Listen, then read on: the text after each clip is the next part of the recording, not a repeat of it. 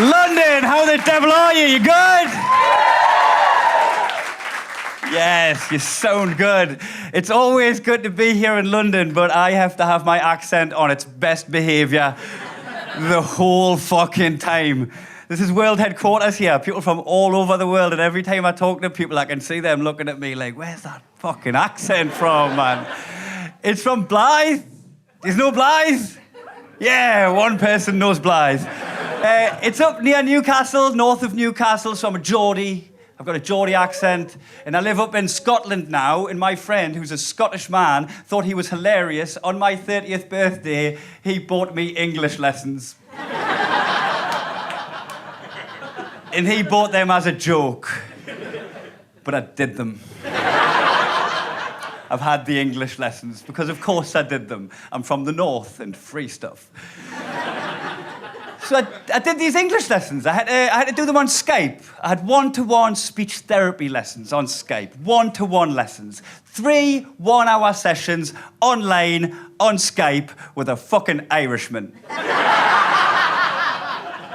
And I argued with that man. I argued with him because he was trying to teach me English, and the whole time I was also trying to teach him English. And it got heated.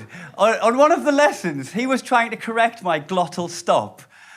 I don't know if you know what a glottal stop is, but I didn't know until the lesson. So I'll explain. It's when you drop the T from the middle of a word that's supposed to have a T in the middle. A word like glottal. I would have pronounced glottal. Hotel, hotel, party, party. And he was teaching me with the word tattoo. So he was sat in his office, in his shirt and tie, at work, on the screen, seeing tattoo, and I was sat cross-legged on my bed, in my pajamas, high as fuck, saying tattoo. And I couldn't hear it any differently in my head. So he's getting frustrated, he's going, tattoo, and I'm getting frustrated. I'm like, tattoo? I'm saying tattoo. And he went, Kai, listen. Listen.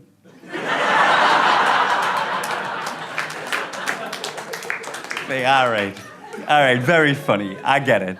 Now listen, tattoo. Do you hear it?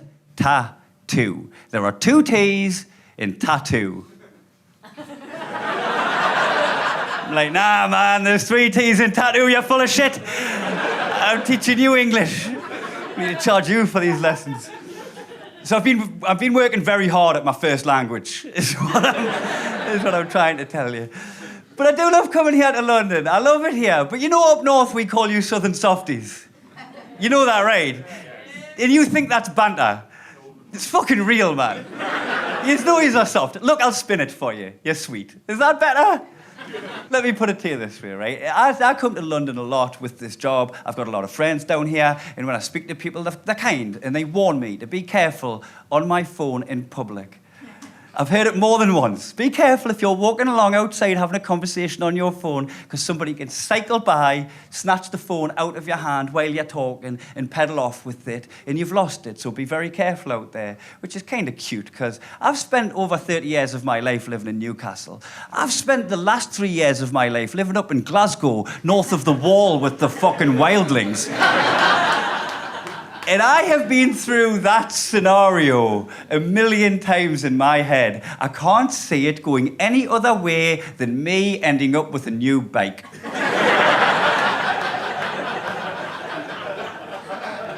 Don't just stand there while that happens. What are you doing? Get after them immediately. Like, you don't need to be tough or hard. You don't need to be fit or athletic. You're never going to catch them. They're on a bike. But if you do start moving immediately, you will give the mugger a feeling of hot pursuit. Make them pedal faster. Run them into traffic. Fuck it, kill them. Get your stuff back. Some of their belongings. Continue with your commute. I believe it's the Northern Way. I grew up in a council estate in Blythe. And is there any American people in? Yeah. Yes, of course there is. Right at the front and very loud. Nice. Council estate, it's where we put the poor people, I think, in America, the projects. Ghetto. The ghetto? I'm from the fucking hood. That's what I'm telling you. From the ghetto, right? But I've always called it the estate. When I talk about my childhood, I grew up on the estate. And I've discovered recently that the word estate is a completely different word to a posh person. You know, if I'm talking to somebody from the upper classes and I tell them I started hanging around with some friends from the other side of the estate, they'd be like, oh, were you hunting guinea fowl? I heard it's abundant this season. Like, nah, mate. I've been pelting eggs at paedophile Terry's kitchen window. And hey, we did have a paedophile Terry on our estate. I'm not just making that up for a cheap joke at the top. Paedophile Terry, we called him Pedo Terry for short. And when I think back to my childhood, I don't think Terry was a pedo. Hear me out.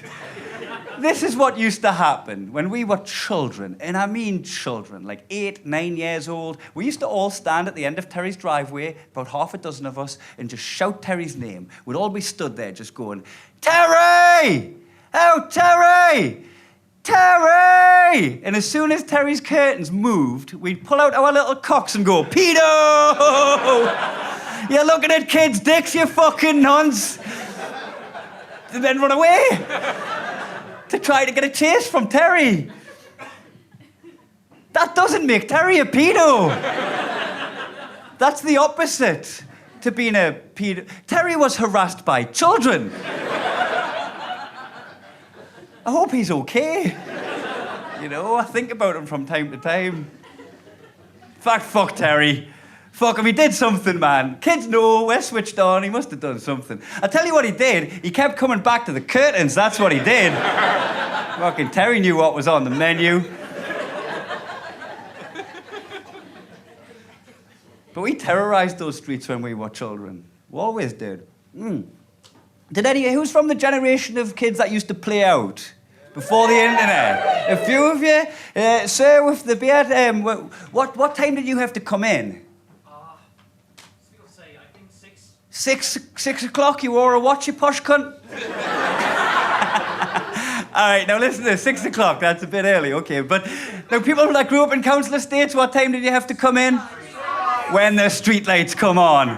When it gets dark, the street lights come on, you know, your parents know, it's exactly where you synchronize on the street lights. So what me and my friends done is every street light that's in view of our parents' windows, we'd climb them like monkeys all the way to the top, and there's a little electrical node on the top that tells the street light whether it's night or day, and we'd wrench that off. And the street lights come on forever. And my mother would look out the window at about 5 o'clock and go, well, I don't want to hang out with them. You can stay out there. So my bedtime was around about midnight, but I had a carbon footprint the size of Godzilla. Never off the streets. And we used to think we were hard, too. We thought we were little gangsters. And I think it's because we had hard role models back then. You know, growing up in the 80s and the 90s. And I'll tell you who it was. The bin men. The bin men, that was a different breed, right? That was the grizzled old ex-miners. And they would climb into your garden. Even if you didn't open the gate, you didn't put your bin out for these bin men. They'd break into your land. Right? They'd climb your fence, they'd wrestle with your Rottweiler, and they'd grab a metal bin. Doesn't have wheels on it. It's made of metal, and it's full of hot coals. And they'd launch it over to another grizzled old ex-miner, and they'd do hundreds of these bins every day, right? And that's how it was then. That's who they were, right? Now, if you put your plastic bin full of cardboard all the way to the end of the curb, the bin man will look at it and go, well, we can't take that, the lid won't close. And we got into lots of fights, too, on the streets. And I was lucky because I got to practice fighting, because I'm a middle child. I've got siblings that I practice with. I've got an older brother and I've got a younger sister. And what this means is my older brother used to get me in wrestling submission moves. And when I was being beaten up, I was learning because I needed those moves to pay forward to my younger sibling. That's what it is to be a middle child. I used to get my sister in a wrestling move. You might have heard of it. It's called the Walls of Jericho. Right, some of you know the Walls of Jericho, but not all of you, and I will leave nobody behind. This is it. My sister would be on the floor, where I fucking put her, by the way. I have other moves too. And I would pick my sister up by her ankles, only her ankles. Her shoulders would stay on the floor. Her ankles would go up underneath my armpits. My arms would come in and around, nice and tight. Legs go nowhere. Shoulders still on the floor. And then what I would do is step over her hips and across and go, "It's the walls of Jericho!" She nearly lost the baby.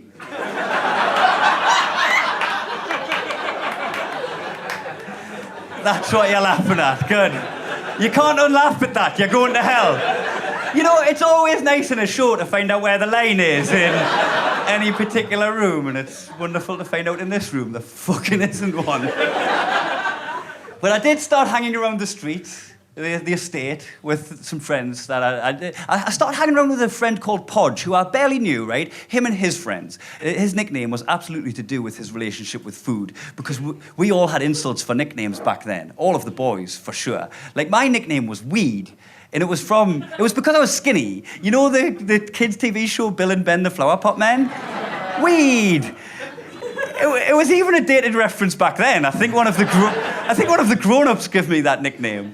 But that was my nickname, and it stuck until about 1995, 1996, when Dr. Dre released the Chronic album, Snoop Dogg released the Doggy Style album, and pot culture became a thing in the UK, and weed become cool, and they fucking revoked my nickname.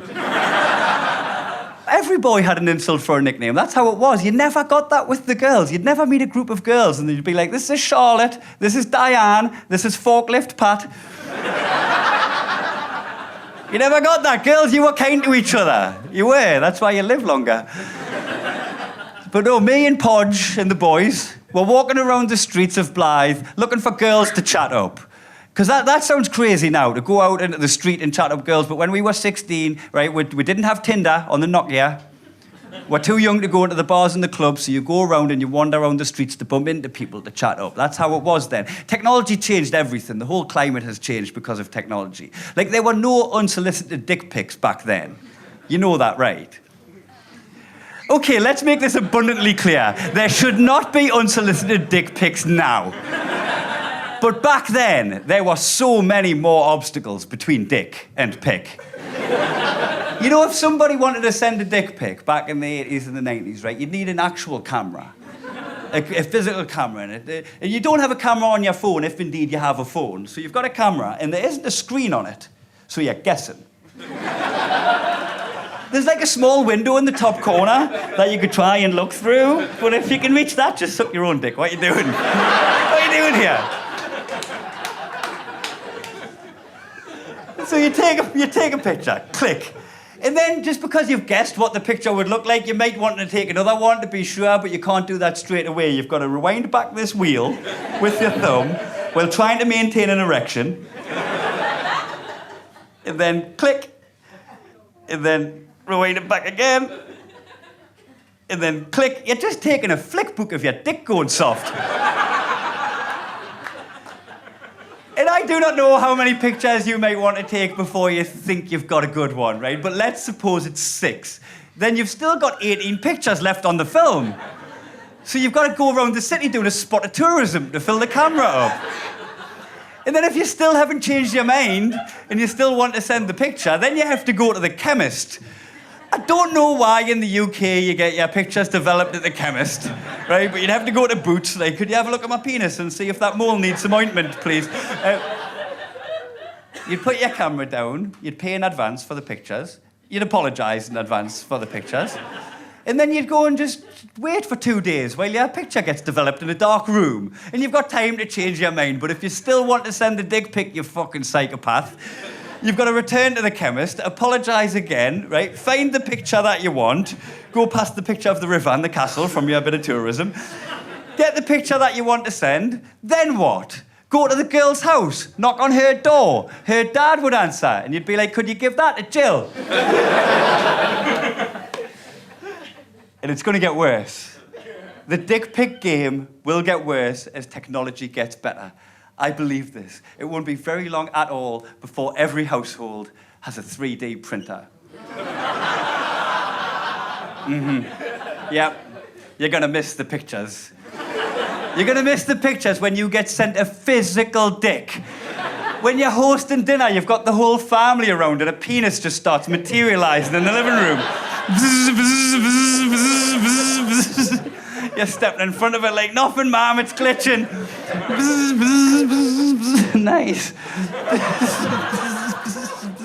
I'm gonna need a new cartridge. Fucking $14.99 from Argos. And when it's finished, you tip it into your dick bin. You have a dick bin now. The year is 2025, you have a dick bin. It's the purple one. It goes out every 4th Thursday. You'll wheel it out, and they'll be like, Jill, we can't take that, the lid won't close. But yes, me and Podge and the boys were walking around the streets of Blythe looking for girls to chat up, specifically girls with big fringes. And I don't know if you remember the big fringes of the 90s, but it was before straighteners were invented. The girls got creative. And sometimes the fringe would leave their head around about here, and it would loop around, and it would rejoin their head here, and you could fit your arm through it. I honestly don't know how they did it. I can speculate. Imagine like they got like a tin of Pringles or something. Like flop the hair over it, and then got some hairspray and give it a waz. And then maybe he's got the hairdryer to speed up the process. And then I don't know what, like, get a toffee hammer on. I've got no idea. I've only seen them in the wild. I've never seen them being built, but I suppose that's how they make them. But one thing I do know, the bigger the Geordie lass's fringe, the more likely she was to get off with you. So we were walking around the streets looking for these girls, and then it started to rain, and that caused a problem because a little bit of rainfall really compromises the structural integrity of a Geordie lass's fringe. And also, we are little gangsters, but we don't want to get wet. So I invited my new friends into my parents' house. My parents were both at work, and I knew they wouldn't take kindly to their house being full of other people's children. But I thought if I invite these lads in, I could get them up, play a bit of GoldenEye on the N64, steal a bit of my mother's vodka from our stash, and then get them out before my mum and dad finished work. That was the plan, right? I got them into the house. I made them kick all their trainers off when they come in because we're little gangsters, but don't fuck with Linda. So I got them upstairs, I got them in the room, I got the console on, and I went into the kitchen. And am I the only person who did this? Did anybody else used to pour your mother's vodka for your mates and then top the vodka back up with water at the tap? Did anybody else used to do that? How did we get away with that? Did we get away with that? Like, did one New Year's Eve my mum and dad just go to bed sober? Like, did I just cock-block my dad? So that's where we are. I'm getting my friends drunk. I'm cock-blocking my dad. We're all having a good time. And then I heard the key in the door, and I realised that my mum had come home from work early. She'd clocked off early, she'd come home, and I was upstairs with her. I knew I was in trouble. And God knows what my mother must have thought when she opened that door and just saw all of the footwear as soon as she came in. She must have thought she'd come home to a mosque or something.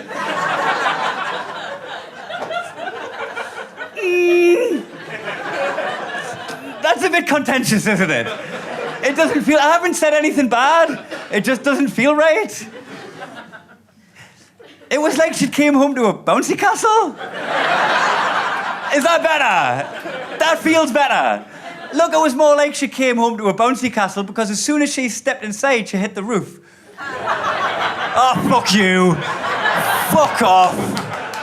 Oh, I could have stayed on mosque like I'm an edgelord. Oh, councillors. She had a short fuse, but I'm better than that. I'm better than that. That's not who I am. She blew up. Like a bouncy castle. Fuck you. Like a bouncy castle. And she ran up the stairs, full of hell, bust into my room, and told me off with a play from the Mother's Playbook. And I know you all know the Mother's Playbook, so I'll give you a quick example. If I've left all of the lights on in the house, my mother will say to me, do you think this is Blackpool Illuminations?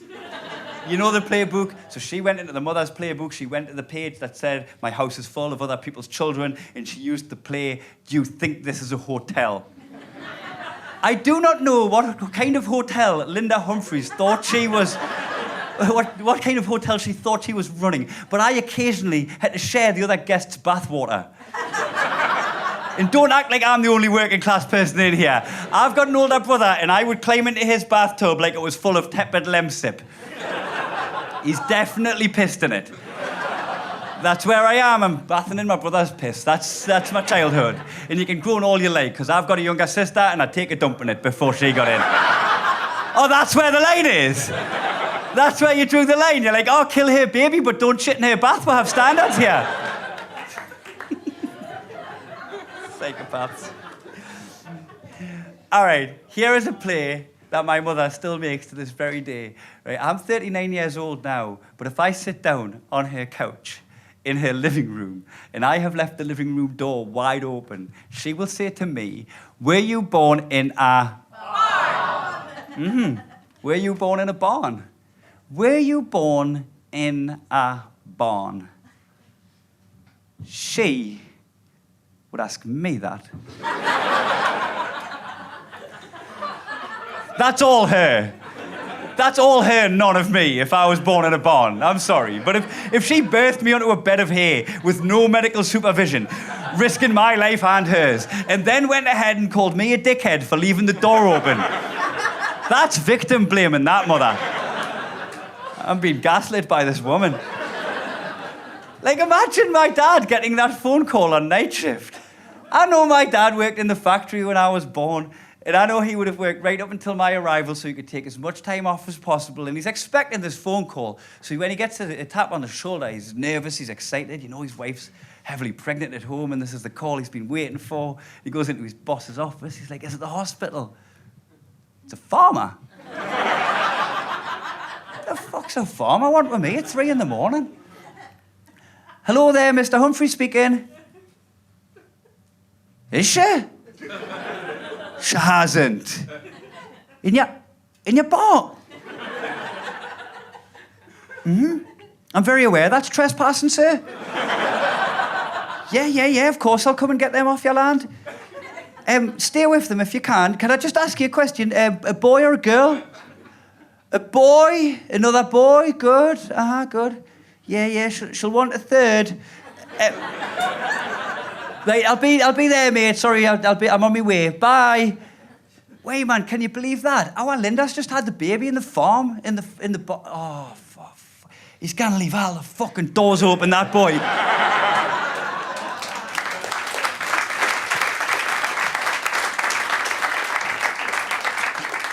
Do you think that is why we have advent calendars? In the build-up to Christmas. You know, so every day we can open a tiny little door to commemorate the baby Jesus, because he too was born in a fucking barn. I don't know. The play my mother used that day when I was playing on the console with Podge and the boys, the play she used was, do you think this is a hotel? And my friends knew what that meant, so they ran past my mother and down the stairs. They knew they weren't welcome. It was the other boys first, followed by Podge. It was like a scene from Indiana Jones. And then they put their trainers on and they fucked off down the street, and I was left in my bedroom angry. I'd just been humiliated in front of my new friends. And you know what? Like, image is important when you're that age, so I was really upset. I was upset with my mum, and I knew my mum was upset with me too, because even though she didn't tell me off any further after the boys left, she just done that thing where she does really angry housework and you can feel it in your bones. And the housework she chose to do was to hoover the stairs. And I was in my room and I could hear her, I could feel it. She was just rattling the hoover head between the wall and the banister. And she just made her way up the stairs. And even though she was saying nothing, I could hear her internal monologue just screaming in my direction. And she was going, look what you've made me do. You made me walk up the stairs in the carpet with my outdoor shoes on, and nobody walks on the carpet with their outdoor footwear on in this house. We've got to keep this place looking like a show home the whole time. Even though we're going to live here for over 2 decades as a family, it's got to look like nobody's ever lived here. It's in case we invite guests around, so it looks nice, but actually nobody can invite guests because I'll throw them out the minute they come in because they make a mess. In fact, the more I think about this, the more I think I'm only doing it for my own mental illness.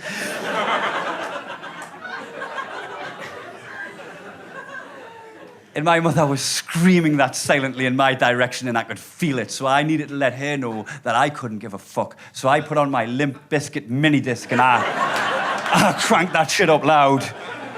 That's right, working class people make bad financial decisions early. Mine was mini disc. I got it in the catalogue and I'm still paying it off. And I cranked it up. And I just stood there in my room like, I'm rolling. Couldn't give a fuck, me mother.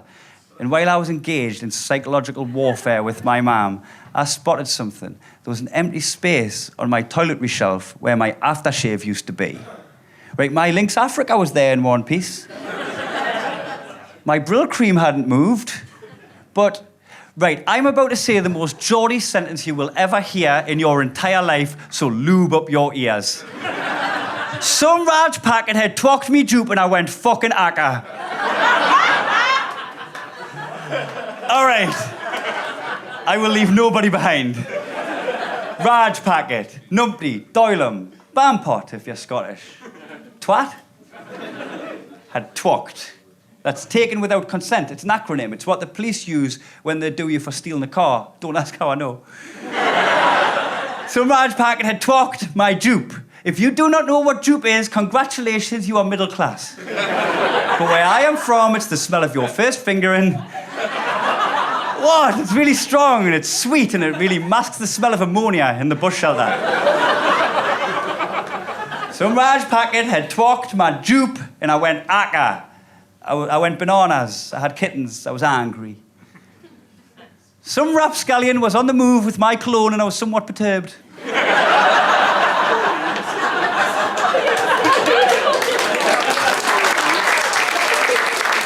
So I grabbed my Nokia and I opened up a text message to Podge and I typed in the following message. 222-777-444-664 022-222-550-666-70999-666-880-333-280-222-8866-send. And if you forgot how to speak Nokia, that's bring back my Joop, you fat cunt.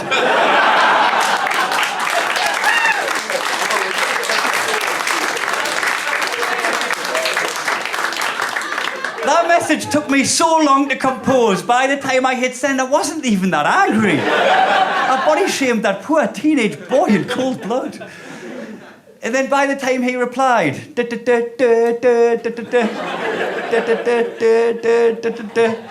all one word, UFKNWOTM8.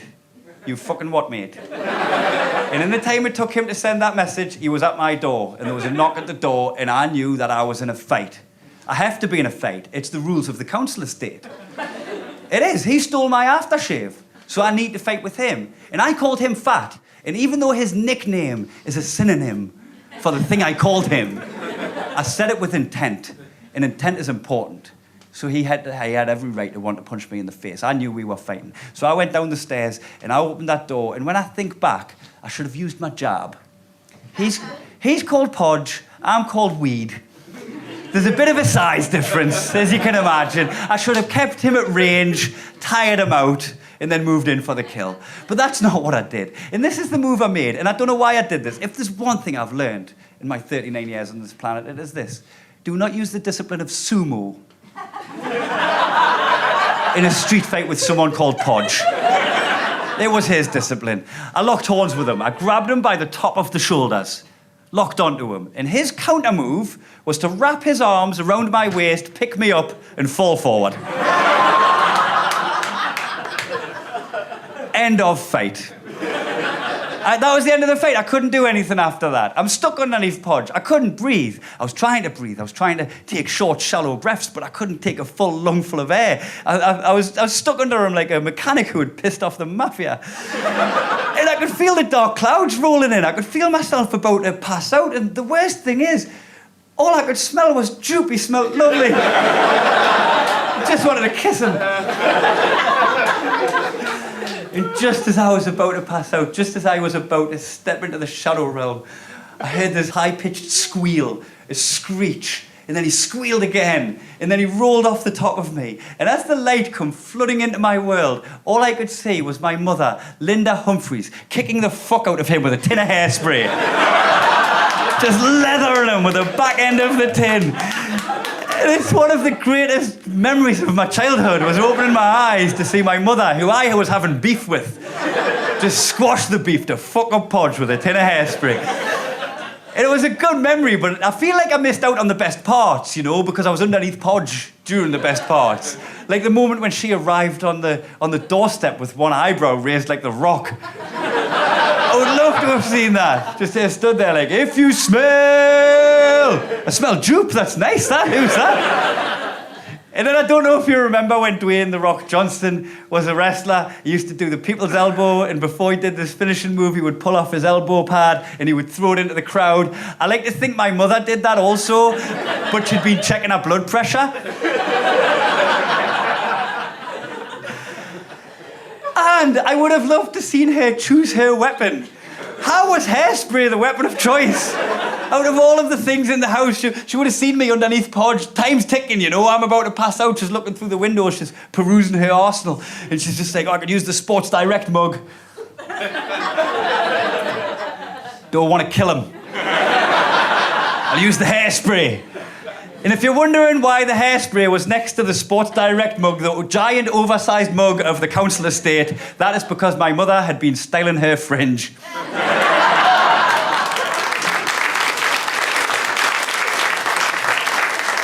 It was going to be a big night for Kev that night. A big night. Big night for me dad. My mum's a goer.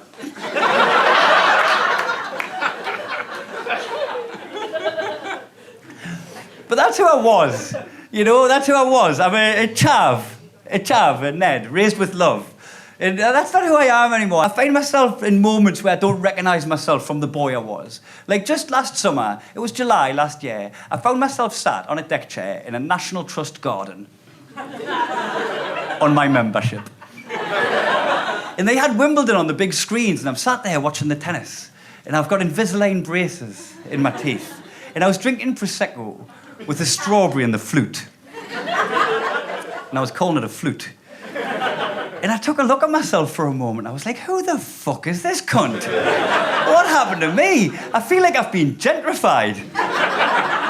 You know what? That's why I lived in London for a little while. That's why I think I like East London, because it's a bit like me. I'm a little bit dilapidated, but never too far from an avocado. I feel like Jenny from the block. Don't be fooled by the spots on my cock. I have a cavapoo now. Do you know what that means? It's not a medical condition. It's actually a mixed breed dog. It's a mongrel. It's a cross between a Cavalier King Charles Spaniel and a poodle. Because every dog is crossed with a poodle now. If it's not a cavapoo, then it's a cockapoo or a labradoodle. When did poodles become shaggers? That happened overnight. They're like the Pete Davidson of the dog world.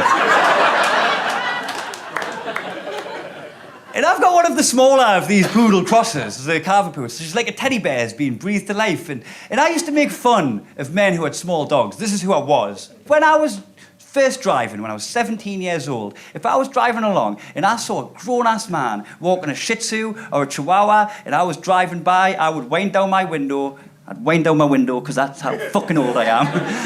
And I would sing this song. I wrote it myself. Sing along if you know the words. I'd go, your girlfriend, pick your dog, pick your dog. Your girlfriend, pick your dog. And then I would put my foot down and drive away, thinking I was great. Man, sometimes I wouldn't even have passengers in the car. That would just be for me. Self-love. That's who I was. I've changed now, though. I've grown. My wife picked my dog. And that's exactly what happened. Of course that's what happened. I travel with work doing this, and my wife works at home. I thought if she wanted a dog, she can choose which dog. I'm not going to let some misplaced masculinity have her looking after a big dog that she doesn't want, just so I can look hard when I come home. So she got this little dog and named her Peggy. You know from the musical Hamilton? Yeah? You know the Schuyler sisters, the Aunt Peggy? I watch musicals now, too. But I just thought this would be Natalie's dog, and I would come home and I'd help out a little bit. But I've never had a dog before. I didn't understand the bond until now. I get it now. I understand now. I understand expensive vet bills now. My friends who had animals, when they told me how expensive, that thousands of pounds they would spend on surgery for their animals, I would look at them with wide eyes. Like, why don't you just get a bag of rocks? Throw them in the river. Get a new one, it's cheaper. Life hack. Not now, man. Not now. That's who I was. Now the vet could say any amount of money. I'd find the money. I'd sell essential household appliances. I wouldn't need a washing machine. You know, I'd be looking at my wife like, we've got 4 kidneys. Between us, we could sell one of those. And I'm just going to put it out there. Mine's not drug damaged. Over to you, baby. Like, seriously, if the vet locked the door and said, I will do life-saving surgery to save Peggy if you suck my dick, I'd be like, how many dicks have you got? I'll suck all of them. Get your cocks out, I'll play them like the panpipes, mate. Fucking fix me, dog. And my wife thinks I love my dog too much. She caught me in a compromising situation with her, and I found it difficult to explain my way out of. Let's just say there's more than one reason why she's called Peggy. That's not what happened. But this is the reality. This is what happened, right? Every morning when I get out of bed, I go downstairs and Peggy stays in the kitchen and I crouch down and I give her a cuddle in the morning and she starts licking my face. And I don't like this when this happens because I've seen what else she licks. So I try to make that stop. And the way I've worked out to make the licking stop is to make exaggerated kissing noises in her ear. And when I make this noise right next to her ear, nice and loud, she stops licking. She goes docile. She gives me the side eye. And she's like, I don't know what's happening, but I'm not against it. And she says that. And we'll have time for a cuddle without me getting my face wet. But on this one particular morning, I'd rejoined the gym. I'd been doing deadlifts. I don't know who the fuck I think I am, but I'm 39 years old and I had a bad back. And because of my back, what happened is I walked downstairs, my usual routine, and when I crouched down, I let out a low moan as I went, mwah, mwah, mwah, mwah, and just witnessed my wife watch me sexually assault the dog. And I couldn't even say anything about it. I was just like, it's exactly how it looks. That's what was happening. That's what I did. And Peggy started her first period recently. She started her first period on the very same day as my wife, and that blew my fucking mind. That can't happen. And let's just make it clear, it wasn't my wife's first period. I'm not a monster. But they synchronized, and that can't happen. Girls, I get it, right? I understand. If you work together, if you live together, if you spend enough time in each other's company, our body clocks can synchronize. I don't understand it, but it's not lost on me. I'm aware of it, right? But not cross-species. You're on a different cycle. Like, bitches are on a period for 1 week every month, and dogs have theirs. Of course I'm joking, you know I'm joking. Girls, I still find the word bitch jarring. I grew up listening to rap music. I've only ever known that word as a misogynistic slur. And now when I hear it, right, I'll be out walking Peggy, and I'll bump into, it's always an older Scottish man walking a big dog that he picked himself. And I'll get into the small talk. And I'm just like, he's always like, oh, how old is she? I'll be like, she's nearly 1. He'll be like, she is a bitch, isn't she? I'll be like, fuck you, she's a lovely girl. Fucking you're a bitch. Come on, Peggy, don't listen to this, bitch.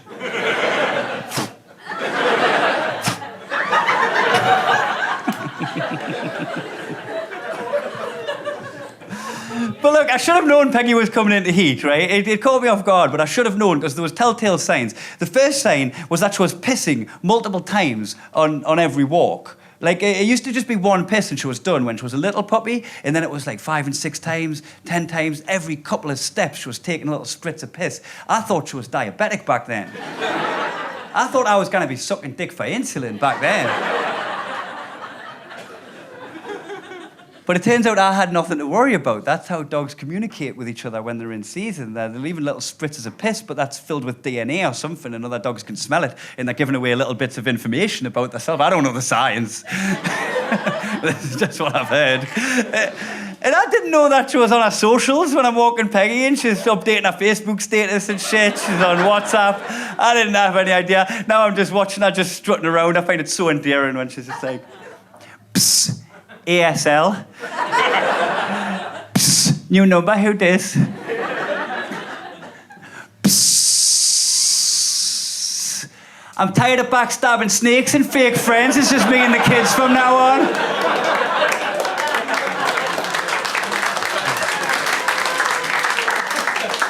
I can't wait for like 2 years' time. I'm going to take her for a walk around the same park so she can smell her own piss like a Facebook time hop. You know, I'll just be walking her along and she'll be sniffing and she'll just be like, oh my God, I used to talk about myself in the third person. Car range. And then like 5 years later, oh my God, I used to say car range. And then like 10 years later, oh my God, look how young I looked before I had wheels. All right, that's where the line is. I found it. I'll step away from it. Hey, fess up. How many of you got the ASL reference? Yeah, most of you got it. Did you get it, sir? You didn't? I don't want to leave people behind, you know. First of all, how old are you, sir? I am 67. 67, that probably explains it. It was a bit after your time, you know. And where are you from? You're from Northern California, and male? I'm sorry. Are you male? Are you a man? Age, sex, location. It's how people used to chat each other up on the internet. The generation after you, if there's anybody that's in their 20s right now that are learning this for the first time, that's how your mum met your dad. That's how we'd chat each other up. You'd be like, age. First of all, how old are you? I'm not Prince Andrew.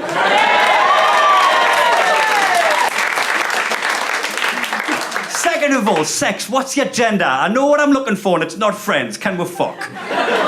And while we're at it, can I get there? What's your location? You know, location as well, it's so formal. It's like, what are your coordinates? I'm horny. So that was the first sign that I knew Peggy was coming into season, was that she was pissing multiple times on every walk, and I didn't pick up on that one. The next sign I picked up on straight away. The boy dogs on the estate started acting predatory towards her, and I didn't like it. We're in this little patch of woodland near mine, and she's off the lead and she's running around. You know, her recall wasn't great, but we're far enough away from a road to give her a try. So she's off the lead, she's running around, she sees this other dog. She loves socialising, so she runs up to this massive dog as well. She's fearless. And she runs up to this dog, the dog looks at her, and then they do that thing where they sniff each other's bums, because that's how they say hello. But then once this big dog gets a sniff, it angled around and went to mount Peggy, and I have never moved so fast in my fucking life. I flew through the air. I mean, it was slow motion for me. I was like, Peggy, no. And I just glide through the air like I'm taking a bullet in an action movie. And I separate the two dogs and I get in between them and I rescue Peggy from what was just about to happen to her. And I thought that would make the big dog stop. But it just took one look at me and went, ah, fuck it, you'll do. And started pumping me. I was like, I didn't know dogs like Joop.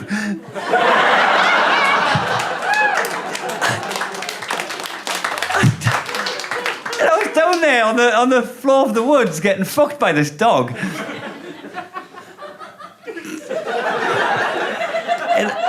And I played it back in my head, and I think I moved too fast. I looked keen. I looked like I wanted it. I looked like I'd ran up like, Peggy, fuck off, this one's mine. Do me. Do me. And it was leg day too, so I didn't move quietly. I was like, mwah, mwah. This usually makes it stop. Mwah. All right, I'm getting fucked by a dog on stage. I'm an artist, you know, this is my art. But I'm going somewhere with this. That changed me that day. That changed me that day. Not because of what happened to me, because of what nearly happened to Peggy. You know, I had Peggy back on the lead and I'm walking back and I'm chatting to Natalie, my wife. I'm just like, this is some bullshit. She just wanted to play and that boy dog just wanted to fuck her. And my wife just went, uh-huh. And I was like, no, you don't understand. She just wants to learn new things and have treats and socialise, and she keeps getting pestered by all of the boys. And my wife's like, uh-huh. And I was thinking, if she did have sex with that boy dog can just fuck off being a dog, and she's left with a biological burden of what's about to happen. And my wife's like, uh-huh. And that's when the glass shattered, and I just looked at my beautiful wife with tears in my eyes, and I was like, fuck. It must be so hard being a dog.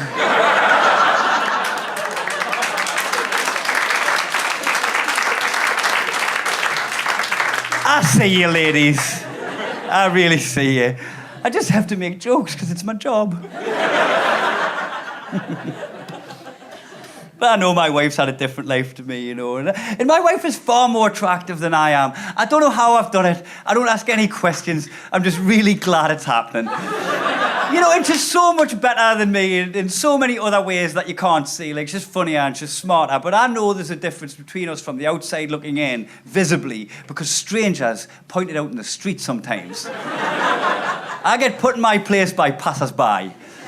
In the first couple of times it happened early in the relationship, I'll be honest, it did make me feel insecure. But then I changed my perspective, and now I welcome it. And I remember the exact moment when this happened. We were in Ibiza on holiday, and she was getting into the taxi at the end of the night out. She looked stunning, she always does. And as she's getting into the taxi, I'm about to climb in when I hear these three young men in their early 20s shout over to me in unison. So they must have clicked themselves in for the timing. Punching! He's punching! Which, if you don't know, that means punching above your weight. It means I'm in the wrong division. It's a sporting reference, and I got it. And at first, I was wounded, and I felt the need to look at these men, insult them back based on their appearance, but then the penny dropped, and I went, no, don't be offended, be flattered. That right there, that's a compliment. And I just went, I know! I don't even have a big dick!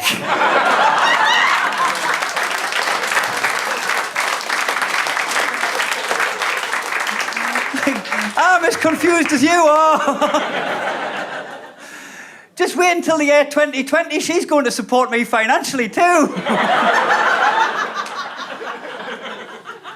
Yeah, that was real. And hey, we didn't have children in lockdown. That was a hobby a lot of people had to keep for 18 years. We didn't have children in lockdown, but she stopped taking the pill recently. Can we talk about this for a second? She stopped taking the pill, but we're not trying for a baby. Figure that one out, if you can. I've just started wearing condoms now. It's a lifestyle choice. Not now, I'm not wearing a condom now. Don't make it look like I've got a condom on. You've got to be careful how you word these things. I wear condoms when required. Because Natalie and I had a discussion about the pill, I discovered she doesn't enjoy taking it. It makes her feel emotional and hormonal, and she felt like she was taking the pill out of necessity. And as soon as I discovered this, I looked at the other options available, and the first option I looked at wasn't the condoms. That's the option I settled upon. The first option I looked into was the male pill, the pill for men. I thought there was one. There isn't. Or they made one and it worked, which is why I'd heard of it. It just never got put into supply for us men to use because not all of the male test subjects lasted the course of the clinical trials. They quit because of the side effects. Can you believe that? All of those men pulled out. Get past it. Get over that bitter irony and let's look at why the men pulled out of the clinical trials for the male pill. I read the article to my wife from my phone. It said 48% of the men got acne, didn't enjoy the blemishes upon their pretty little faces and quit the trial because of the acne. That was the first reason. The second reason was weight gain. 86% of the men put on between 2 and 4 pounds every month. Boo fucking who. Didn't enjoy the weight gain, quit the trial, rendered the trial inconclusive. So that's the first two, acne and weight gain. You're going to love the third one. All of the men, 100% of the men who tried the male pill, prone to mood swings. And when I read this article out to Natalie, I looked up at her fat, spotty face. Who's punching now, motherfucker? Well, let's just say she was having a mood swing. Full house. It's the same side effects. Ladies, I'm not making fun of my beautiful wife. I'm pointing out the same side effects. You have been resilient to all of the adverse side effects that your pill has had to offer for all of the years, decades. It's been readily available for you to just pick up and use. But it's like as soon as scientists give men our pill just to try, they just went, oh no, we can't give this to people. Does that not make you mad? Yeah, it should. I was mad for you. I was mad with you. I was reading it. I was like, women are people too. I mean, men are people one, but women are people too.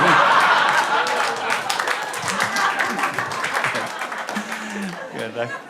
I couldn't finish the sentence. But there's a problem. The problem is it should be a level playing field, you know. It could be a level playing field, but it isn't. So until the day it's available for either of us to use, we've boycotted, and I've suggested I'd wear condoms until that day, all day, every day. And I suggested the condoms, but if I can be honest with you, I wish I'd shut my fucking mouth.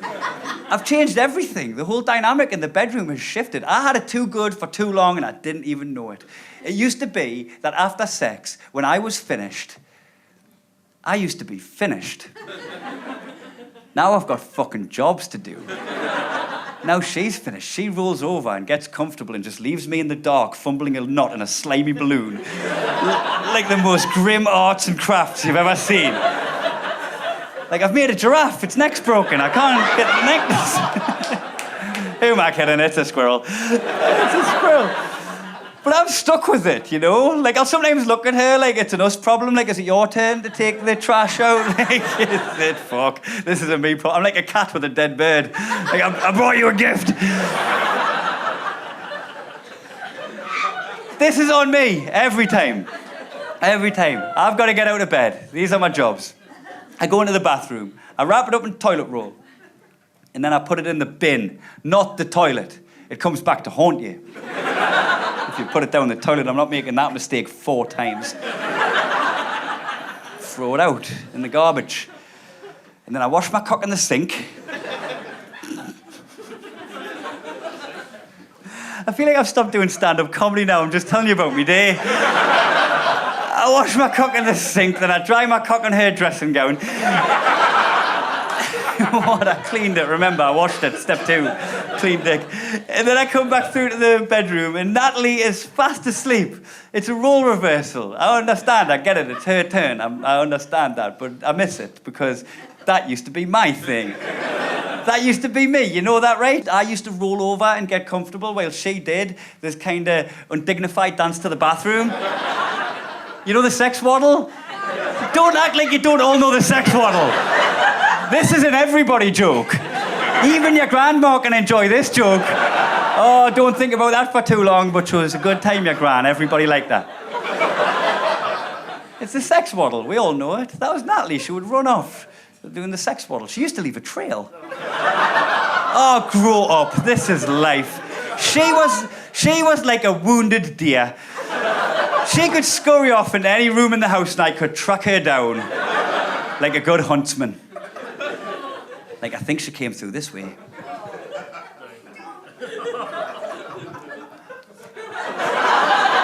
Yeah, she definitely came this way. That's still warm. But it actually tastes okay. I don't know what she's complaining about. She used to ask me for a sock. After sex, before the condoms got introduced, Kai, please hand me a sock. And that wasn't to put over to stop the drips either, nah. That was to pull onto one foot to drag behind her on the way to the bathroom.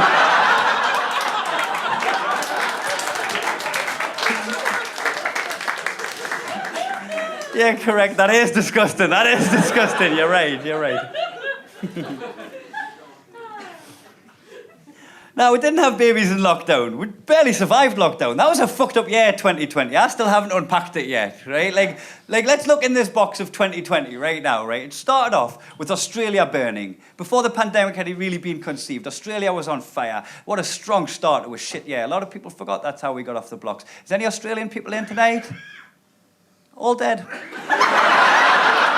All dead.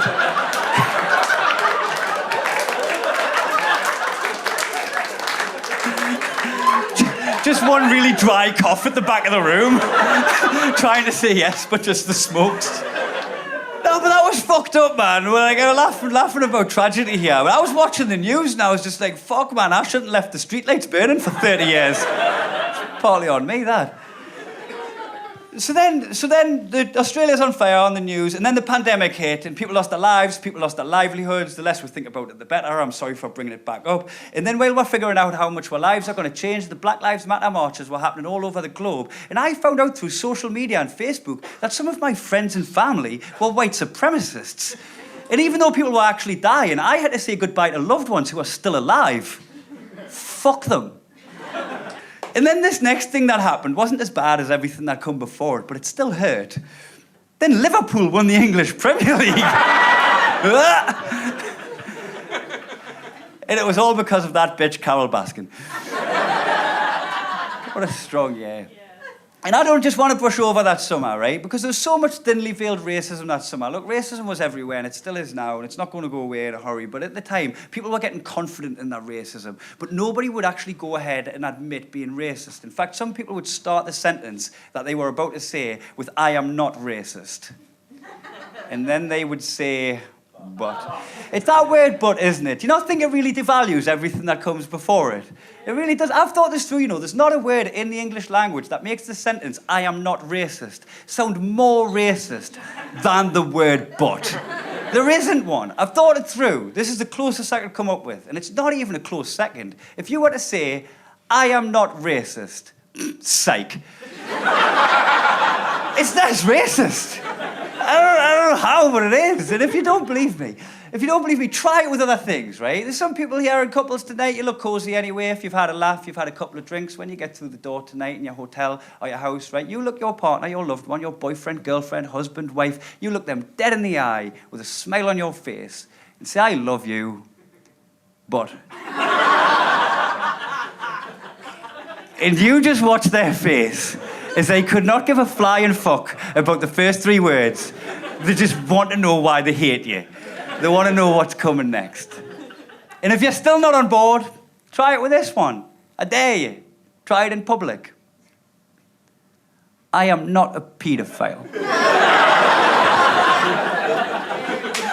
I don't know if you heard what I said. I want to make myself clear. I am not a paedophile.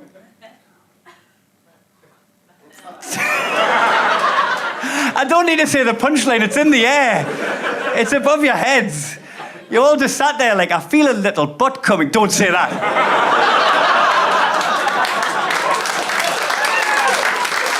Don't say that.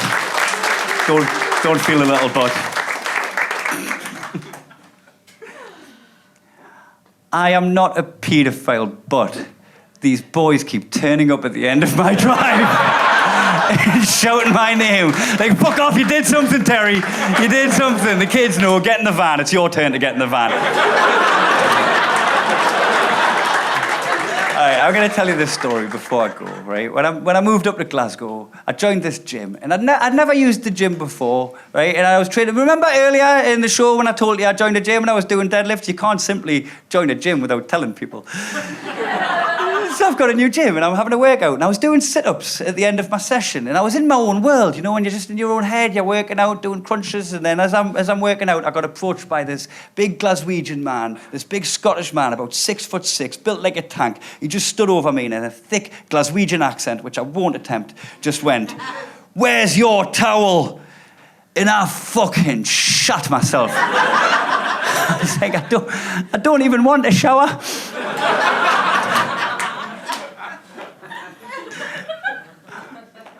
Are you my boyfriend now? I'm scared. How does this work? And he realised he'd give me a fright, and he stepped back and he apologised, and it worked. It turned out this man worked at the gym. He had a small logo on his polo shirt that I just simply couldn't see from that angle. But when he stepped back, it became apparent, and he apologised to me. And he said, "I'm sorry, sir. You need to bring a towel to this gym to mop the sweat off the mats, off the machines. It's for hygiene purposes. Carry on training today. But next time you use the gym, please do remember to bring a towel." And I remember to bring a towel, right? But when I got to the airing cupboard, I noticed there was just the beach towels at the bottom. When you've had a slow laundry week and you get to the towels you never normally get to. And I had to grab a SpongeBob SquarePants beach towel. big threadbare SpongeBob SquarePants beach towel over my shoulder, and I was spanking around this gym looking like a tourist. And then I spotted my man across the gym, and I went to show him my towel. I was like, you know how just sometimes we're just proud of being compliant? It was one of them moments. I was like, I've got my towel. I brought my towel today. And when he turned around to have a look, it was a different man. I'm showing the wrong man my towel. And I don't get embarrassed easily as a person. That's not who I am. You've already known me long enough to know I don't get embarrassed. But in this moment, I was a little bit embarrassed. And then I realized I was more than embarrassed. I'd made a huge mistake. An honest mistake, but a big one. Because even though both of these men were the same height, same physique, both had the same haircut, both of the men worked at the gym. The thing is, both of the men were black. So I couldn't say to him, I'm sorry, sir, you look like somebody else. Because then I'd look racist. And I'm not racist, but...